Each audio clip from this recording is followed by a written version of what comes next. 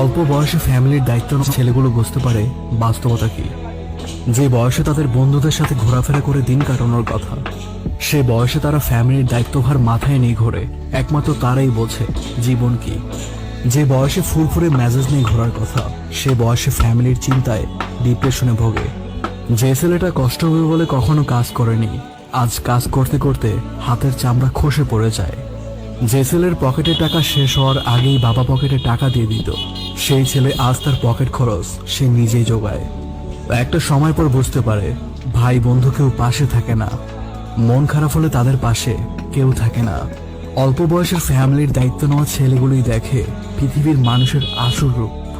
ফ্যামিলির একটু ভালোর জন্য, সুখের জন্য তারা স্যাক্রিফাইস করে দেয় তাদের জীবনটুকু। অল্প বয়সে ফ্যামিলির দায়িত্ব নেওয়া মানুষগুলোর শেষটা সুন্দর হোক।